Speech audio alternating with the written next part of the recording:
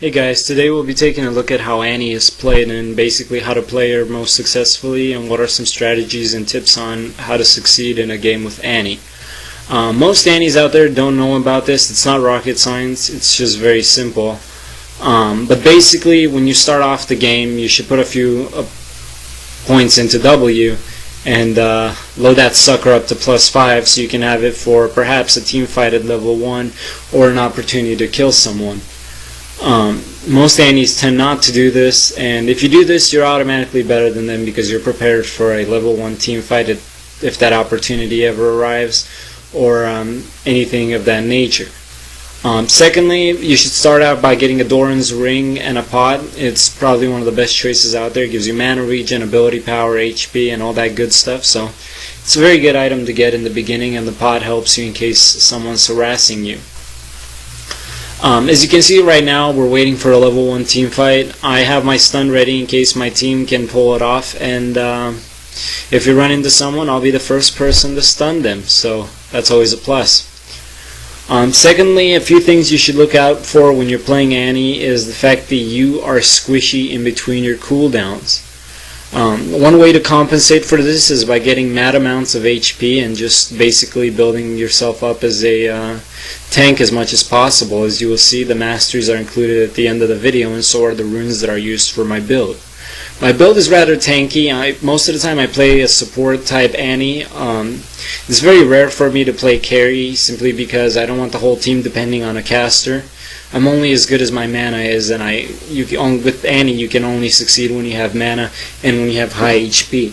But if you play as support, basically all you gotta do is stun a few times and juke people around, make them think that you're the one that they need to get while your team does the rest of the fight. Most of the time it's worth to die as Annie if you set up your team for an ace, like you will see further in the video. A few strategies and a few things to look out for, especially in enemies with Banshee's Veil, is stacking your Pyromania to +4 and then having your abilities ready to rock and roll as soon as you get that Banshee's Veil down. Because if you charge it to +4 and use an ability, that'll give you Pyromania ×5, and if you have Pyromania ×5 immediately after the Veil is down, obviously that'll give you a stun. Talking about summoner spells, you should probably go for Flash and Ghost, Flash Ignite, or Flash Cleanse. No matter how you look at it, Flash is a key component of this build. Other things you should be careful for when you play Annie is the sheer amount of people that are going to be coming after you. Also keep in mind that at level 6 you should try to gank someone because that will be very beneficial to you, and try to get solo on a lane as often as you can, or team up with someone that can farm very well as good as you can, because if both of you get farmed very well, a level 6 kill will be very easy, as well as a first blood. Secondly, as Annie, you should be traveling across the map, farming when you can, and taking towers when you have your bear up and not doing anything with them. Tibbers is actually very well trained to take towers, so keep that in mind when you see a tower empty and an opportunity to strike. As I've said before, you should make people believe that you're the target that they need to aim for, because if you build HP like I am, you'll always be able to tank those people and offer your team some relief from the hits they would be taking otherwise. There are a few strategies, as I've said, that you can follow as Annie.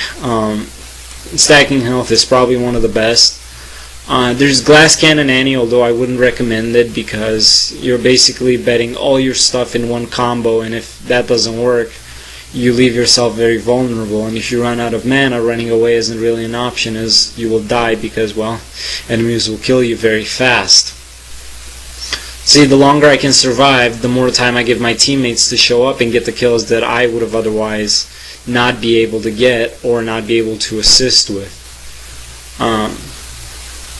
Some of the runes and masteries that you're going to see might seem odd to you at the beginning. I play a defensive spec for masteries, and my runes are mostly HP stacking and ability power. But yeah, keep in mind this when you play Annie. You should always watch your mana, and you should always farm as much as you can with your Q. Your Q gives mana back based on whether or not you kill a mob with it or anything with it. So being able to do so will be very helpful, and actually it's detrimental to your gameplay that you farm as much as possible. Flash Tibbers is probably one of the easiest combos to pull off. You flash and you Tibbers, and that's all you gotta do. As I said, these are the masteries and runes I use. Thanks for watching this video. This is Hologram from OCD Techies, and if you enjoy our videos, please remember to subscribe.